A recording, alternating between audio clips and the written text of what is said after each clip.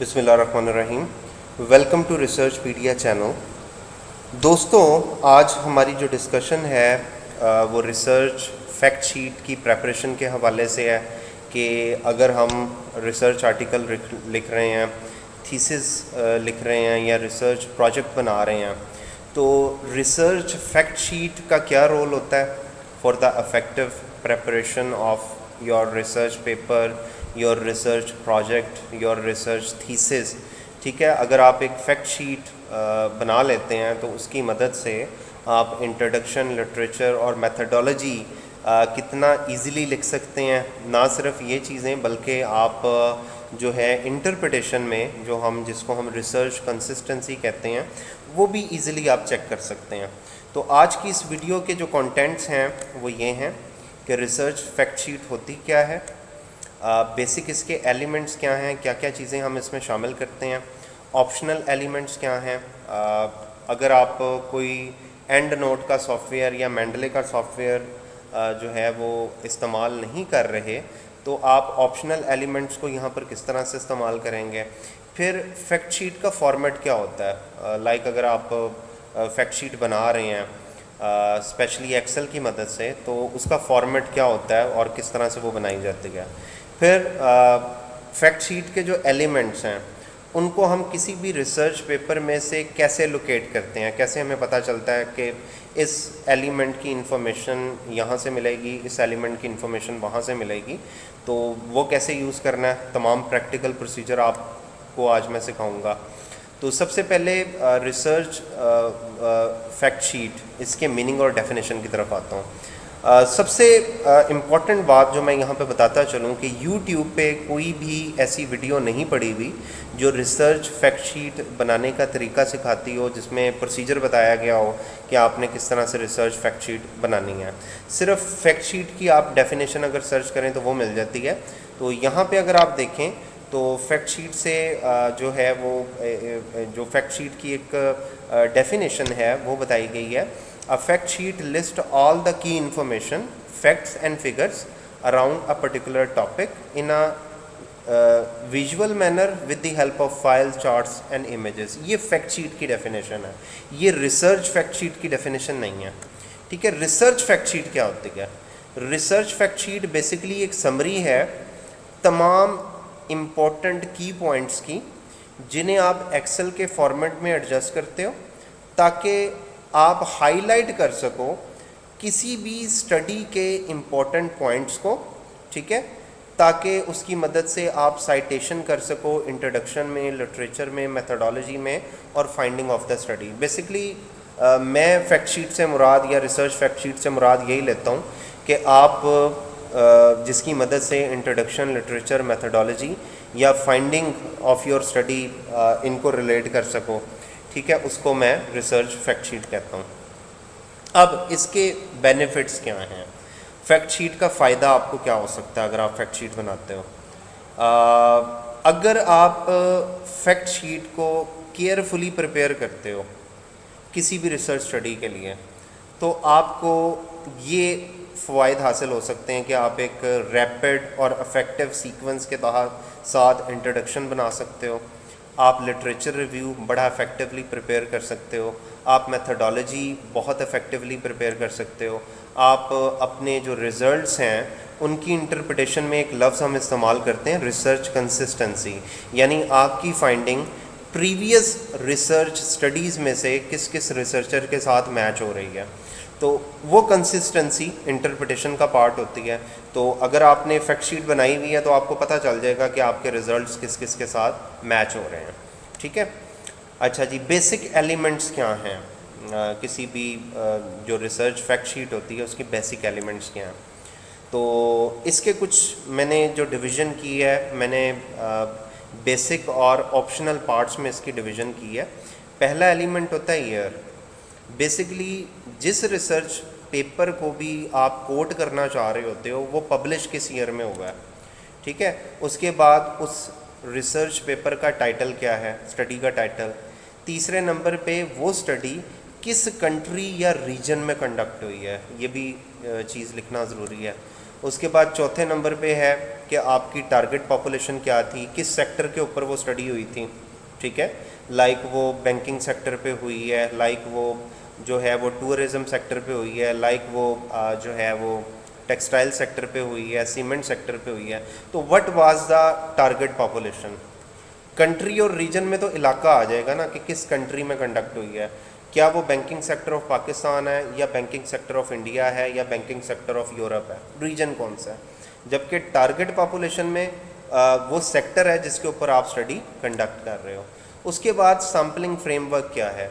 Sampling framework से मुराद वो list होती है जिसमें से आप सैम्पल ड्रॉ करते हो, ठीक है। यानी अगर आप बैंकिंग सेक्टर के ऊपर स्टडी कर रहे हो तो कितने बैंक आएंगे आपके बैंकिंग सेक्टर में। अगर आप पाकिस्तानी बैंकिंग सेक्टर को स्टडी कर रहे हो तो उसमें कौन कौन से बैंक हैं, अगर आप इंडियन बैंकिंग सेक्टर को स्टडी कर रहे हो तो उसमें कौन कौन से बैंक हैं, उसकी एक लिस्ट बनाना सैम्पलिंग फ्रेमवर्क कहलाता है, ठीक है। यूनिट ऑफ एनालिसिस कि एक्चुअल में आप किन लोगों से डाटा कलेक्ट कर रहे हो। जैसे अभी मेरी डिस्कशन हो रही थी तो कुछ बच्चे बता रहे थे कि सर बैंकिंग सेक्टर जो है वहाँ से हमने डाटा कलेक्ट करना है। तो मैंने उनसे पूछा कि बेटा ये बताओ कि टारगेट पॉपुलेशन तो आपकी बैंकिंग सेक्टर है, किन लोगों से डाटा कलेक्ट करना है। आया कि वो बैंकर हैं जिनसे आपने डाटा कलेक्ट करना है, या फिर बैंक के अकाउंट होल्डर या कस्टमर हैं जिनसे डाटा कलेक्ट करना है।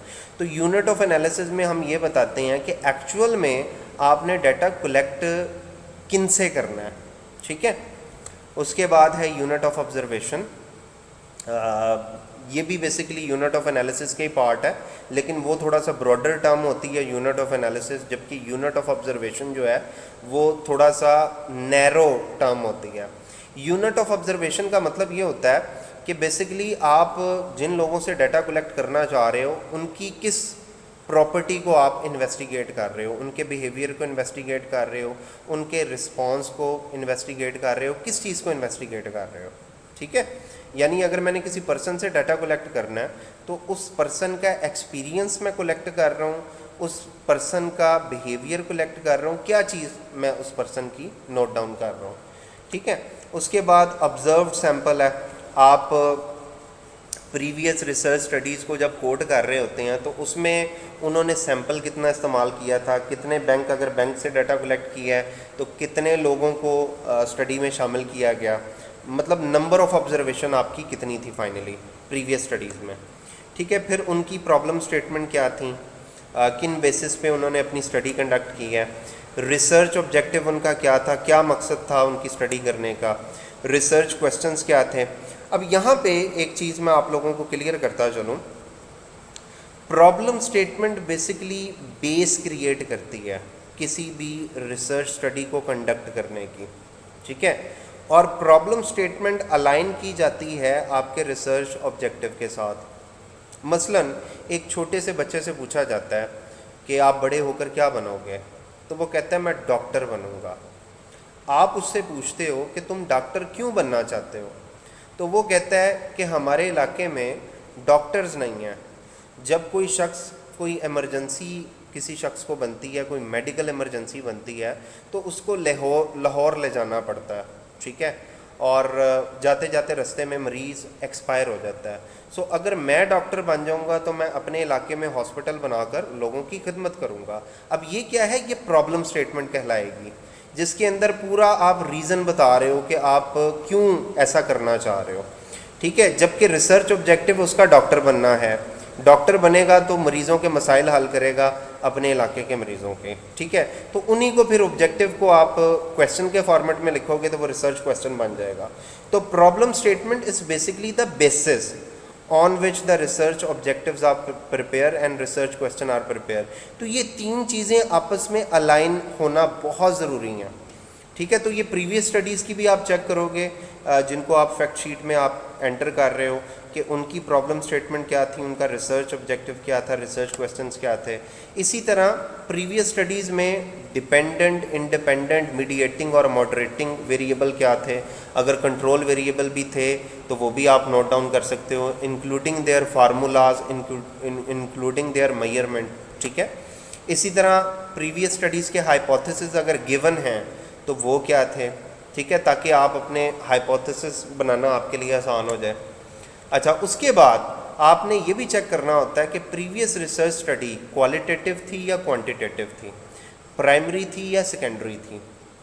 ठीक है, ये चीज़ भी आपने चेक करनी होती है, क्योंकि हर किस्म की जो स्टडी होती है ना, उसका मेथड ऑफ एस्टिमेशन डिफ़र कर जाता है। क्वालिटेटिव रिसर्च जो होती है उसमें आप इंटरव्यू वगैरह कंडक्ट करते हो, आप ऑब्जर्वेशन करते हो, लेकिन आप डाटा को एनालाइज नहीं करते। क्वांटिटेटिव के अंदर वो काम किया जाता है जो हम कर रहे हैं, लाइक हम क्वेश्चनर डेवलप करते हैं और उन क्वेश्चनर की मदद से डाटा कलेक्शन करते हैं और फिर उसको क्वांटिटेटिवली SPSS, एमएस, ठीक है, स्मार्ट PLS और इस तरह के सॉफ्टवेयर के ऊपर हम रन करके जो है वो डाटा को एनालाइज करते हैं। फिर इसी तरह सेकेंडरी डाटा भी हो सकता है, लाइक आप फाइनेंशियल स्टेटमेंट से डाटा कलेक्ट कर लो, WDI से कर लो या स्टॉक एक्सचेंज से कर लो, तो उसके एनालिसिस का प्रोसीजर इंटायरली डिफरेंट है। ठीक है, इसी तरह सैम्पलिंग अप्रोच कौन सी इस्तेमाल हुई है। ठीक है, दो तरह की सैम्पलिंग अप्रोचेस होती हैं, एक प्रोबेबिलिटी बेस्ड होती है और एक नॉन प्रोबेबिलिटी बेस्ड होती हैं। जो प्रोबेबिलिटी बेस्ड है उसमें 4 अप्रोचेस हैं, जिसमें सिंपल रैंडम सैम्पलिंग है, सिस्टमेटिक सैम्पलिंग है, स्ट्रेटिफाइड है और क्लस्टर है। आपने ये चेक कर लेना है कि प्रीवियस रिसर्च स्टडीज़ जिनकी बेस पे आप फैक्ट शीट बना रहे हैं उनमें कौन सी सैम्पलिंग टेक्निक इस्तेमाल हुई हुई है और क्यों इस्तेमाल हुई हुई है, क्योंकि इसमें रीज़न भी प्रोवाइड होना ज़रूरी है। यानी आपने ये चेक कर लेना कि प्रीवियस रिसर्च स्टडी में अगर कोई सैम्पलिंग अप्रोच इस्तेमाल हुई है तो उसने वही सैम्पलिंग अप्रोच क्यों इस्तेमाल की है, क्योंकि जब आप सैम्पलिंग अप्रोच लिखते हैं तो you need to provide the reason why you have selected that particular sampling approach. अच्छा, दूसरी जिनको हम नॉन रैंडम सैम्पलिंग कहते हैं, उसके अंदर कन्वीनियंस सैम्पलिंग है, कोटा सैम्पलिंग है, जजमेंटल है, पर्पसिव सैम्पलिंग है। ठीक है, तो वो भी आपने चेक कर लेना है। स्नोबॉल सैम्पलिंग भी आ जाता है या जिसको नेटवर्क सैम्पलिंग भी कहते हैं। तो कौन सी सैम्पलिंग इस्तेमाल की है, अगर उसने नॉन रैंडम की है तो क्यों की है। ठीक है, तो ये प्रीवियस स्टडीज़ में आप लोग नोट करोगे, उसकी मदद से आपको आइडिया हो जाएगा कि आप को कौन सी सैम्पलिंग टेक्निक जो है वो चूज़ करनी चाहिए। अच्छा, उसके बाद मेथड ऑफ एस्टिमेशन है, उसने बेसिकली स्टैटिस्टिकली किन किन चीज़ों को टेस्ट किया है और किस किस तरह से टेस्ट किया है। ठीक है, उसके बाद आगे आप अगर आ जाएं तो मेन फाइंडिंग है, प्रीवियस रिसर्च स्टडीज़ जिनको आप कोट कर रहे हैं उनकी फाइंडिंग क्या क्या हैं। ठीक है, लाइक डिपेंडेंट को इंडिपेंडेंट ने पॉजिटिवली अफेक्ट किया या नेगेटिवली किया, और सिग्निफिकेंटली किया या इनसिग्निफिकेंटली किया, ये चीज़ें आपने नोट डाउन करनी होती हैं। उसके बाद उन्होंने कंक्लूजन क्या ड्रॉ किया, इससे आपको फ़ायदा ये हो जाता है कि आप अपना कंक्लूजन जब ड्रॉ करते हो ना तो आपको आइडिया हो जाता है कि आपने कंक्लूजन ड्रॉ कैसे करना है। उसके बाद प्रीवियस स्टडीज़ की लिमिटेशंस क्या थी, लिमिटेशन से मुराद कि किन चीज़ों को वो असेस नहीं कर पाए। प्रीवियस स्टडीज़ में जो रिसर्च स्टडीज़ प्रोवाइड की गई हैं उनमें किन चीज़ों को असेस नहीं किया गया। उसके बाद प्रीवियस रिसर्च स्टडीज़ में सजेशंस क्या क्या दी गई हैं फ्यूचर रिसर्च को कंडक्ट करने के लिए। ये बेसिकली जो प्रीवियस रिसर्च स्टडीज़ की सजेशन होती हैं ना, यही नेक्स्ट रिसर्च स्टडीज़ का स्टार्टिंग पॉइंट होता है। आप जो भी लेटेस्ट पब्लिश पेपर देखोगे, अगर उसमें कोई सजेशंस वगैरह दी हुई हैं तो उन सजेशंस की मदद से आप अपनी स्टडी भी कंडक्ट कर सकते हो, नेक्स्ट स्टडी। ठीक है, इसी तरह नोवेलिटी है या रिसर्च गैप आइडेंटिफिकेशन है कि प्रीवियस रिसर्च स्टडी में अगर रिसर्च गैप उन्होंने आइडेंटिफाई किया है तो वो क्या रिसर्च गैप था, या उन्होंने कौन सा इनोवेटिव काम किया जो कि पहले नहीं हुआ हुआ। ठीक है, इसी तरह थ्योरेटिकल फ्रेमवर्क या कंसेप्चुअल फ्रेमवर्क, ये आप लोगों ने चेक कर लेना है कि क्या कोई थ्योरी टेस्ट तो नहीं हुई प्रीवियस रिसर्च स्टडी में। अगर जो रिलेशनशिप डेवलप हुआ था उसकी कोई थ्योरी नहीं है तो वो कंसेप्चुअल फ्रेमवर्क है, तो ये बता देना। तो ये बेसिक एलिमेंट्स हैं किसी भी फैक्ट शीट के, इनको वन बाय वन मैं समझाऊंगा जो है वो एक्सेल की मदद से और बाकायदा करके दिखाऊंगा। इसके बाद मैं कुछ ऑप्शनल एलिमेंट्स पे आता हूँ। ऑप्शनल एलिमेंट्स बताने से पहले मैं एक चीज़ आप लोगों को बता दूं कि ऑप्शनल एलिमेंट्स को आपने तब इस्तेमाल करना है अपनी फैक्ट शीट के अंदर अगर आप साइटेशन वगैरह के लिए एंड नोट या मेंडले इस्तेमाल नहीं कर रहे। दो सॉफ्टवेयर हैं, एक एंड नोट है, एक मेंडले है। जो बेसिकली साइटेशन के लिए इस्तेमाल होते हैं।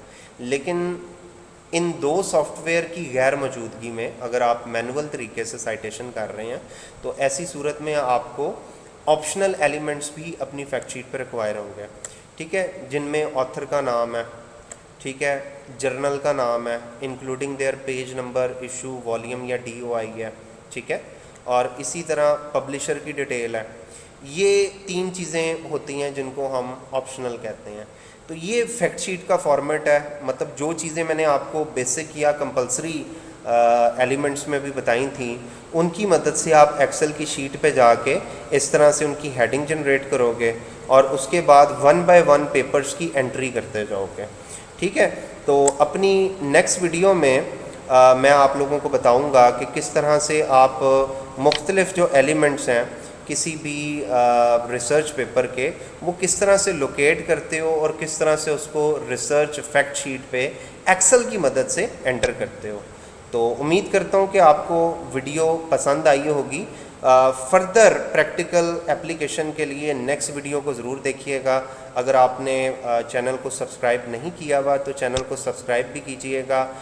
वीडियो को अगर वीडियो पसंद आए तो उसको लाइक भी कीजिएगा और आखिर में कमेंट भी कीजिएगा। शुक्रिया।